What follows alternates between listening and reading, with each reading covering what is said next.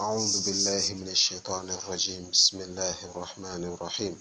الحمد لله رب العالمين، والصلاة والسلام على رسول الله محمد صلى الله عليه وعلى آله وصحبه وسلم. Naam, swali ambalo liko lipo kwamba huyu mwanamume ambaye yeye amemuoa huyu binti wa nje ya ndoa, ambaye amepatikana kwa tendo la zinaa, na baba ambaye alosababisha mpaka kapatikana huyu mtoto wa nje ya ndoa ndiyo ambaye alikuwa amemuozesha katika ndoa yake hiyo, na huyu mwanamume hakuwa ni mwenye kulifahamu hilo isipokuwa baada ya kuoana na huyu mwanamke.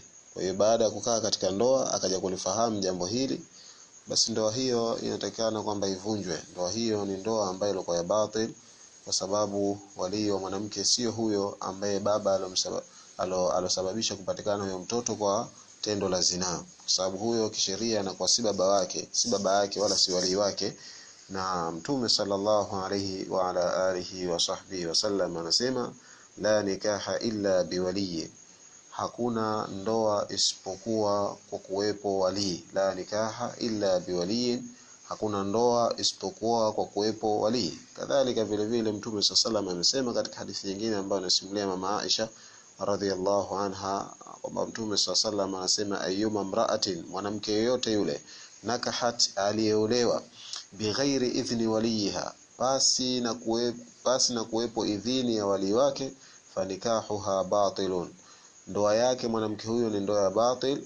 Fa in dakhala biha, ikiwa huyu mwanamume ameozeshwa katika kwa pasi na kupatikana idhini ya wali wake, ambaye kisheria ndio anahesabika kwamba huyu ndio wali wake, akamuingilia huyo mwanamke, falaha almahru, basi mwanamke huyo ni juu yake kupata mahari, bima stahalla min farjiha, kwa kule kuhalalisha huyu mwanamume kuhalalisha ule utupu wake, kwa maana ampe mahari yake, na kushakumpa mahari yake ndoa hiyo itavunjwa. Ndoa hiyo kisheria itavunjwa. Na jambo la wali fi nikahi shartun, ni sharti li sihhatihi, kwa kusihi kwake hiyo ndoa. Fala yasihu nikahu, haisihi ndoa illa biwaliyin, isipokuwa kwa kupatikana wali. Yatawalla aqda nikah, ambaye atakayetawalia kile kifungo cha ndoa. Na wakasema maulama akiwemo al-Allama Ibn Baz na maulama wengine wakasema, bintu zina la waliya laha, na mtoto alopatikana kwa tendo la zinaa, huyo anakuwa hana wali min jihati nasab, katika upande wa nasab. Fayakunu waliyuha alhakim, kwa hiyo inakuwa wali wake ni hakim almuslim, hakim ambaye alikuwa muislamu, kwa maana ili aozeshwe mwanamke huyo aende kwa kadhi ambaye anahukumia sheria ya Kiislamu.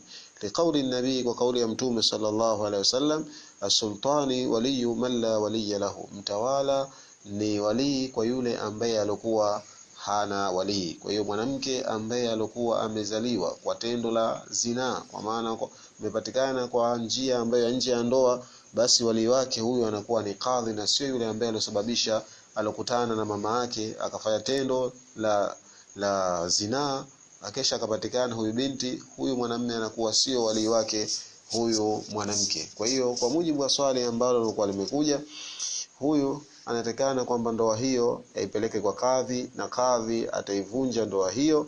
Na kilichokuwa aula zaidi, pamoja na kwamba zimekuja hadithi kwamba palau kwamba para kifungwa ndoa katika hali kama hiyo, ndoa inakuwa ni sahihi. Na hii ni fatawa ambayo alitoa Sheikh Mukbil rahimahullahu ta'ala, kwamba alipoulizwa kuhusiana na mwanamke kuolewa hali ya kuwa ni mjamzito, kwa sababu kwa mujibu wa swali anasema kwamba sasa huyu mke wake ni mjamzito, kwamba vipi sasa, kwamba akaenda kwa kadhi ndio atatoa hukumu. Kama ataozesha, kwa baadhi ya fatawa za maulama, ndoa hiyo itakuwa inasihi, na Sheikh Mukbil anasema kwamba ndoa hiyo itakuwa ni inasihi na kifungo hicho kitakuwa kinasihi, lakini kwamba mwanamume atatakikana kwamba asimuingilie mke wake mpaka pale ambapo atakapojifungua. Lakini kwamba lilokuwa aula zaidi kwamba huyu mwanamume atatakana amsubirie huyu mwanamke mpaka pale ambapo atakapojifungua.